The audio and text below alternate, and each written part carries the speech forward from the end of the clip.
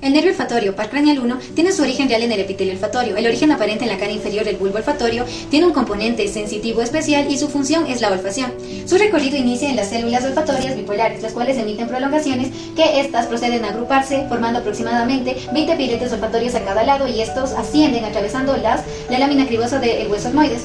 Ingresan al bulbo olfatorio constituyendo el mismo. Posteriormente se forma el tracto olfatorio tras la sinapsis de las células olfatorias y las células mitrales. En el tracto olfatorio ocurre una división. Se divide en dos estrías, la estría olfatoria medial y la estría olfatoria lateral. La estría olfatoria lateral termina en la corteza piriforme de la porción anterior del lóbulo temporal, mientras que la estría olfatoria medial continúa su trayecto por la comisura anterior hasta las estructuras olfatorias contralaterales. Para la evaluación de este par craneal, procedemos a pedirle a la paciente que ocluya una de las fosas nasales, por favor ocluya. Mientras en la otra le acercamos una torunda o una gasa impregnada de olores. Por favor, va a respirar de 3 a 4 veces y mantenga los ojos cerrados. Esta torunda debe estar impregnada de olores, puede ser café, vainilla o jugos cítricos. Por favor, indíqueme qué perciben. Limón. En el caso de esta paciente, tiene una olfacción normal, pero si se presentara alguna alteración, podría deberse a hiperosmia, hiposmia, parosmia, cacosmia o anosmia. El par craneal 2 o nervio óptico tiene su origen real en la retina, el origen aparente en el polo posterior del globo ocular, su función es la visión y su componente es sensitivo especial. Su recorrido inicia en los axones amielínicos de las células ganglionares de la retina. Estas atraviesan la esclera, luego se mielinizan profundo a los discos ópticos. Luego sigue su trayecto posteromedialmente al globo ocular, pasando o saliendo a través del conducto óptico hacia la fosa craneal media y forman el quiasma óptico. En este quiasma ocurre un entrecruzamiento parcial, en donde las fibras de la mitad nasal se van a entrecruzar o a decruzar en el quiasma, mientras que las fibras temporales o laterales, estas siguen su trayecto y se van a unir con las fibras nasales y forman el tracto óptico.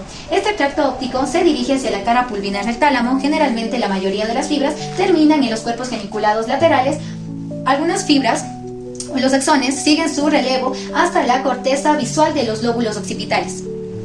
Para la evaluación de este par, en cambio, vamos a considerar 4 puntos. El primero es la evaluación de la agudeza visual, en donde necesitamos de ciertos ototipos que incluyen letras y símbolos, como es el caso de la tabla de Snellen, que es la más utilizada. Sin embargo, aquí tenemos una máquina que incluye 2 evaluaciones que les voy a explicar. Primero, de agudeza visual, en donde muestra la tabla de Snellen, cuyos ototipos van a disminuir de superior a inferior, o sea que van decreciendo.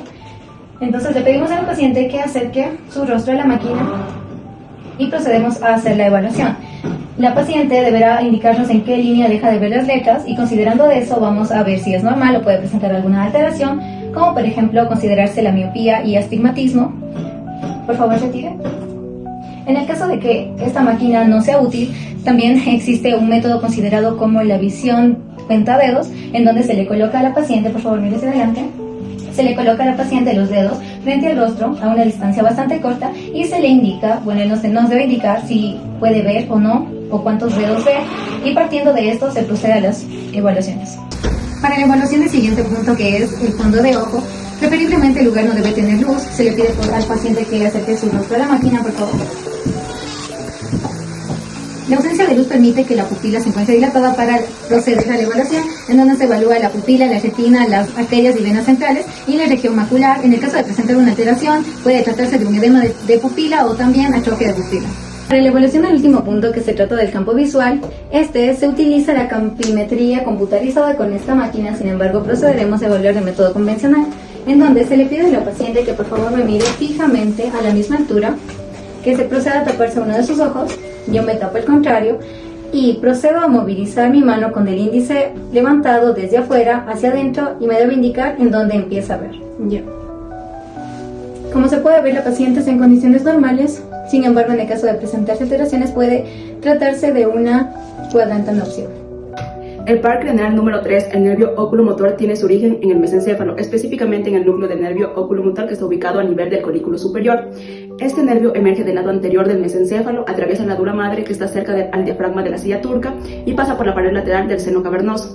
Entra a la órbita por la fisura orbitaria superior y se divide en 2 ramas. La rama superior inerva al músculo recto superior y el elevador del párpado superior, y la rama inferior que inerva al músculo recto medial inferior y el oblicuo inferior.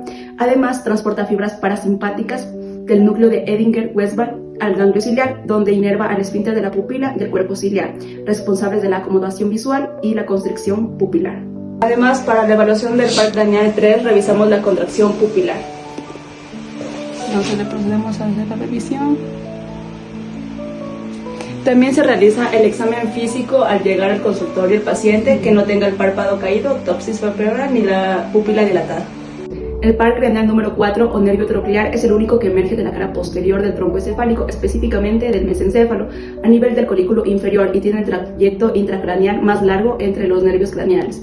Tras emerger dorsalmente, rodea lateralmente el tronco encefálico y se dirige hacia la base del cráneo, donde perfora la dura madre en el borde libre del tentorio del cerebelo y pasa anteriormente por la pared lateral del seno cavernoso. Después el nervio continúa su recorrido a través de la fisura orbitaria superior hacia el interior de la órbita, donde inerva al oblicuo superior, responsable de la intorsión, depresión y la ligera abducción del ojo. Las patologías más comunes están las parálisis del nervio oculomotor, puede presentarse debido a aneurismas, lesiones traumáticas y la compresión del nervio por masas. Los síntomas incluyen atosis palpebral, midriasis y el ojo desviado hacia afuera y hacia abajo. Dentro del parálisis del nervio troclear puede ser causada por traumatismos craneales o lesiones vasculares. Los pacientes presentan dificultad para mirar hacia abajo y hacia adentro, causando diplopía y especialmente al leer o bajar escaleras. Para la evaluación del par craneal 3 y 4 lo realizamos en conjunto. Le pedimos a la paciente que se ponga frente a nosotros y evaluamos el movimiento de los ojos. Con un objeto le pedimos que mire hacia arriba, hacia abajo, hacia afuera y hacia adentro. El par craneal número 5 o también llamado trigémino. El origen real de este par craneal da inicio en el tronco encefálico, dando como origen a 4 núcleos: al núcleo espinal, al núcleo protuberancia, al núcleo del mesencéfalo y al núcleo motor del trigémino. El origen aparente se da ᱤnicio en las caras laterales del puente o protuberancia en la base del tronco encefálico. En su recorrido incluye el ganglio de Gasser, la fosa pterigo-maxilar, el conducto palatino posterior y la fosa pterigo-palatina. Su recorrido se divide en 3 ramas. La rama oftálmica o B1, esta es netamente sensitiva, entra a la órbita atravesando la fisura orbitaria superior. La siguiente es la rama maxilar o B2. Esta también es netamente sensitiva. Esta atraviesa el agujero redondo para llegar a la fosa pterigo-palatina. La siguiente es la rama maxilar o B2. Esta también es netamente sensitiva. Esta va a atravesar el agujero redondo para llegar hasta la fosa pterigo-palatina. La siguiente rama tenemos la rama mandibular o B3. Esta es mixta, va a pasar por el agujero oval para inervar los músculos de la masticación y áreas sensitivas de la mandíbula. Para evaluar el reflejo corneal vamos a hacerlo con un algodón o una torunda, o también se puede hacer con un hisopo. Por lo tanto, vamos a ponernos de frente con la paciente, pedirle que alce un poquito la mirada y vamos a pegarnos. Al tocarle va a producir lo que es el reflejo palpebral. Esto es un medio de defensa del ojo, y al ocurrir lo que es una alteración en lo que es en el reflejo corneal, no va a ocurrir lo que es el reflejo palpebral, que va a hacer que esto proteja lo que es el ojo, o si no, no va a producirse lágrimas. Para evaluar lo que es el reflejo muconasal, de igual forma nos vamos a poner de frente con la paciente. Podemos ocupar una torunda, un algodón o en este caso lo que es una plumita, y vamos a producirle una especie de estímulo en la fosa nasal, y esto va a producir que se haga como producirle unas ganas de estornudar, y al producirle estas ganas de estornudar va a provocar lo que es el lagrimeo. Para evaluar lo que es el reflejo mandibular vamos a hacerlo con el martillo de reflejo. En este caso de igual forma me pongo de frente con la paciente, vamos a colocar lo que es mi dedo índice en la parte de la mandíbula, abro un poquito la boca, perfecto, y con el martillito vamos a dar pequeños golpecitos. Y al evaluar lo que es el brincoteo de la mandíbula, podemos evaluar que la paciente se encuentra en un total estado. El par craneal número 6 o también llamado abducens. Este es un nervio netamente motor. Su origen real se inicia en el núcleo motor del abducens, localizándose en la porción dorsal del puente a nivel del suelo del cuarto ventrículo. Su origen aparente inicia en el surco bulbo continuo que se encuentra al lado del agujero ciego. Su recorrido: 1. Da origen al tronco encefálico. 2. Sale del tronco encefálico a través del surco bulbo protuberencial. 3. Atraviesa las cisternas pontinas. Número 4. Entra en el seno cavernoso y se va a ubicar inferolateral a la arteria carótida interna. Como número 5, va a salir del seno cavernoso y va a atravesar a través de la fisura orbitaria superior. como número 5, va a pasar por debajo, va a entrar a la órbita y va a pasar por debajo del nervio abducens. Y como número 7, va a llegar a inervar el músculo del recto lateral. Ahora, para evaluar lo que es este nervio, vamos a evaluar de igual forma, poniéndome de frente, colocamos mi dedito y lo vamos a hacer que el ojo siga mi dedito hacia la parte externa. Lo cual, esto vamos a evaluar que si se encuentra muy bien lo que es el ojito, porque va a hacer que su nervio del recto lateral sea visible. El par número 7, el nervio facial, este tiene 4 núcleos de origen, 3 en protuberancia y 1 en bulbo. Estos núcleos son el núcleo motor facial con fibras motoras, el núcleo salival superior, el núcleo lagrimal con fibras parasimpáticas y el núcleo del tracto solitario con fibras sensitivas. Luego, este va a ingresar a nivel del oído interno, en el cual se va a dividir en 3 segmentos, atravesando el conducto facial o conducto de Falopio. Estos segmentos son el segmento laberíntico, el cual va a dar origen al nervio petroso mayor superficial, el cual se va a anastomosar con el nervio petroso profundo, se va a dirigir al ganglio pterigopalatino y a su vez a las glándulas lagrimales. Luego tenemos el segmento timpánico, en relación con la caja timpánica, va a dirigirse al músculo del estribo, en el cual algún fallo en este nervio puede generar hiperacusia o hipoacusia. Luego tenemos el segmento mastoideo, el cual va a dar origen a la cuerda del tímpano, la cual se va a anastomosar con el nervio lingual y estos se van a dirigir al ganglio submandibular para a su vez dirigirse a las glándulas salivales. Cabe recalcar que en el segmento laberíntico se encuentra el ganglio geniculado o la primera acodación del nervio facial. El nervio facial va a salir del oído interno a través del agujero estilomastoideo, en el cual va a dar origen a la rama auricular posterior. Esta va a ingresar a su vez en la parótida y va a dar 5 ramas motoras terminales, las cuales son la temporal, la cigomática, la bucal, la marginal de la mandíbula y marginal cervical. Alteraciones en el nervio facial van a provocar lo que se conoce como la parálisis de Bell o parálisis facial periférica, también la parálisis facial central o parálisis supranuclear. Para evaluar las segundas fibras parasimpáticas del par número 7 vamos a ver la presencia de saliva y también la sensibilidad de los 2 tercios anteriores de la lengua, por lo que contamos un cotonete que previamente fue mezclado con un sabor dulce, en el cual vamos a pedir al paciente que abra la boca y saque la lengua.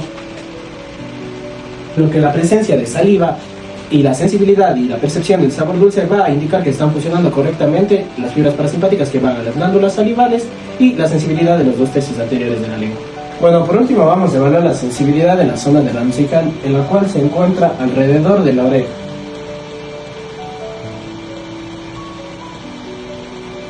El par número 8, el nervio vestíbulo coclear, tiene 6 núcleos de origen, un núcleo coclear anterior y un núcleo coclear posterior, y los núcleos vestibulares son superior, inferior, lateral y medial. Estos se encuentran ubicados a nivel de protuberancia y bulbo. El origen aparente va a ser la fusita supraolivar a través del surco bulbopontino. A nivel de la cóclea va a encontrarse el ganglio de Corti o ganglio coclear, y en el sáculo y en el utrículo se encuentra el ganglio de Scarpa. Estos se van a unir con los núcleos que se encuentran en protuberancia y en bulbo, y a su vez la vía auditiva se va a dirigir a nivel del mesencéfalo en los colículos inferiores, y después se van a anastomosar con los cuerpos geniculados mediales para a su vez dirigirse hacia el lóbulo temporal, en donde se encuentra la corteza auditiva. En cambio, la vía vestibular, estos se van a dirigir a través de los conductos semicirculares y por el ganglio de Scarpa se van a unir a los núcleos vestibulares lateral, medial, superior e inferior, y estos se van a dirigir al cerebelo. Problemas en el equilibrio pueden provocar nistagmo o vértigo. Bueno, para evaluar la rama coclear del par número 8 vamos a utilizar la prueba de Weber, en la cual mediante un diapasón vamos a hacer sonar y a colocar en el vértex de la cabeza, en lo cual si el paciente escucha más de un lado u otro nos va a poder dar un indicio de una hipoacusia neurosensorial.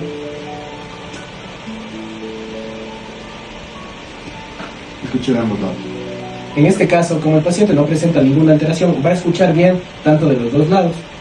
En el caso de que el paciente nos indique que escuchó mejor de un lado, procedemos a hacer la prueba de Rine, en la cual se identifica si el paciente tiene una mejor audición vía aérea o vía ósea, en lo que procedemos a hacer sonar el diapasón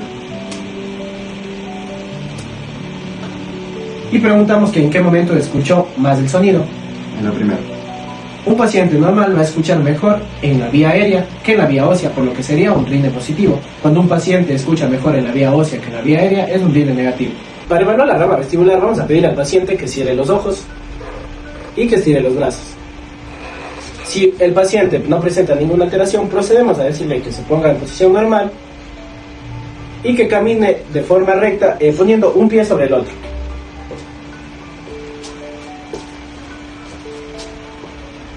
El par craneal 9 o el nervio glosofaringeo va a ser un nervio mixto que tiene funciones en la de inervación de la lengua, faringe y glándula parótida.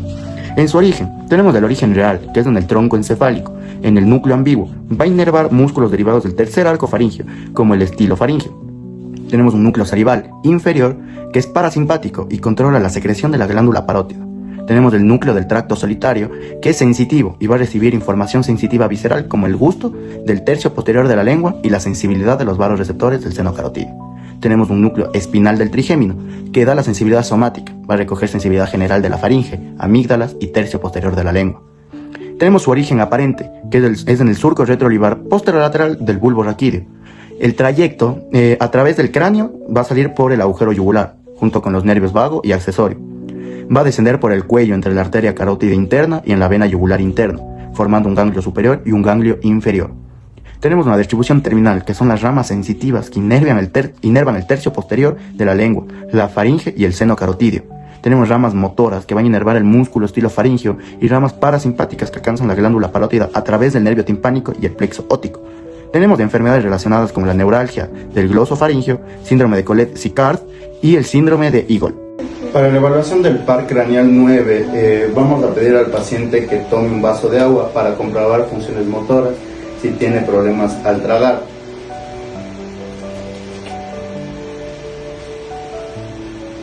Tenemos el par craneal 10, que es del nervio vago. Tiene un origen real en el tronco encefálico, que es también un núcleo ambiguo motor que va a inervar músculos del paladar, la faringe y la laringe, excepto el estilofaringeo y el tensor del velo del paladar. Tenemos un núcleo dorsal del vago, que es parasimpático, controla funciones autónomas, viscerales de órganos torácicos y abdominales. Tenemos un núcleo del tracto solitario que es sensitivo, que recoge información visceral del gusto y del gusto. Su trayecto es atravesando el agujero yugular, junto con los pares craneales 9 y 11. Va a salir del cráneo formando dos ganglios, un ganglio superior que es somático y da sensibilidad general, un ganglio inferior que es visceral y da sensibilidad visceral. Va a descender entre la arteria carótida interna y la vena yugular. Tenemos un núcleo espinal del trigémino, que da sensibilidad somática y recoge sensibilidad general de estructuras como la piel del oído externo y la laringe. Tenemos un origen aparente del surco retroolivar del bulbo raquídeo, por debajo del nervio glosofaringeo. En el cuello va a dar ramas como el nervio laringeo superior, que va a inervar la mucosa de la laringe, y el músculo cricotiroideo. Tenemos ramas faringeas que van a inervar músculos de la mucosa de la faringe, excepto el estilofaringeo. El recorrido torácico abdominal entra en el tórax formando el plexo cardíaco, pulmonar y esofágico. Atraviesa el diafragma con el esófago para inervar órganos abdominales hasta el colon transverso. Tenemos sus funciones principales, que es motora en músculos de la laringe, faringe y el paladar, control de la voz y la deglución.